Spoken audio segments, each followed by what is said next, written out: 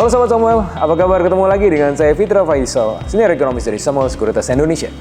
Sebagaimana yang kita tahu kemarin, minggu yang lalu ada pengumuman Bank Indonesia tetap mempertahankan suku bunganya di level 6,25%. Ini sesuai dengan konsensus dan inline dengan ekspektasi kita.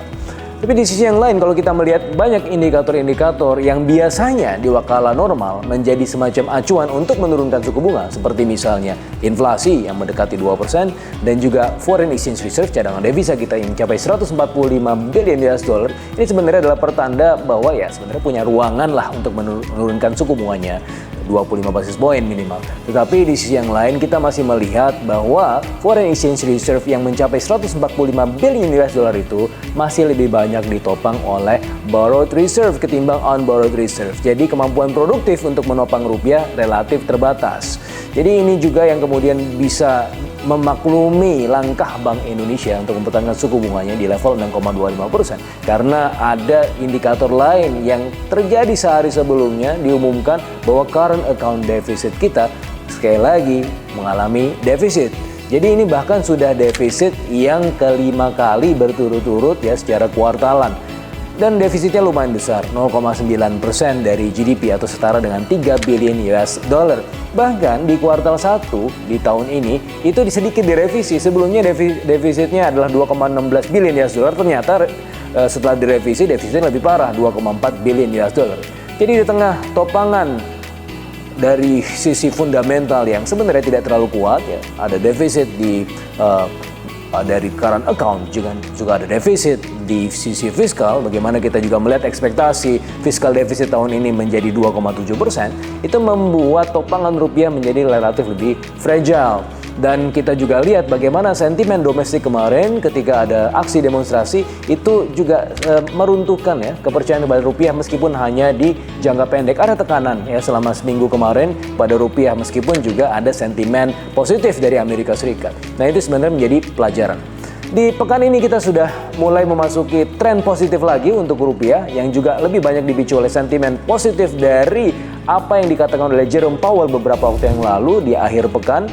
Dia semakin jelas ya menjelaskan stance dari The Fed yang mana di bulan September sudah hampir pasti akan dipotong 25 basis point. Dan itu kemudian melemahkan US dollar, bisa dilihat dari dollar index yang semakin lama semakin lemah. Jadi sentimen positif dari sisi global ini juga lebih banyak kemudian memicu ya, pergerakan rupiah sepanjang sepekan ini yang juga relatif berada di zona hijau. Dan kalau kita melihat di equity market dan juga bond market itu juga sebenarnya juga punya potensi yang relatif lebih baik ya. Sebagaimana kalau kita lihat dari IHSG trennya itu akan bahkan bisa berpotensi ke 7.750 ya menuju the next all time high.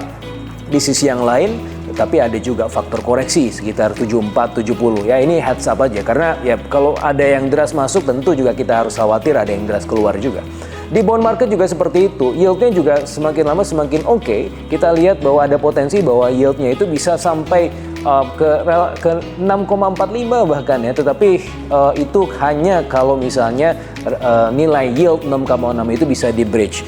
Tapi ada potensi lagi kalau misalnya kita melihat sepanjang sepekan ini yang berada dalam rentang 6,6 ke 6,7. Kalau misalnya ini lebih tinggi dari 6,7 ada potensi reversal dan balik lagi ke level 6,9 atau bahkan 7.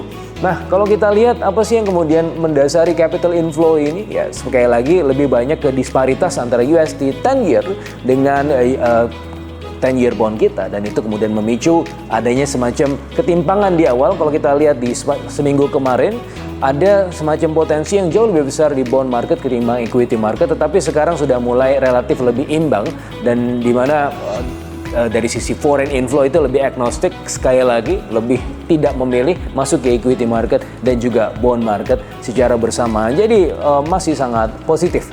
Nah, yang patut dikoleksi untuk tenor bond yang 4-5 tahun itu saya rasa masih cukup oke ya untuk kemudian bisa melihat momentum yang lebih lemah dibandingkan dengan yield tenor yang lain. Dan sementara itu untuk IDX masih di seputar IDX Finance, IDX Cyclical, Property, dan Transport yang saya rasa memiliki momentum yang juga cukup baik di pekan ini.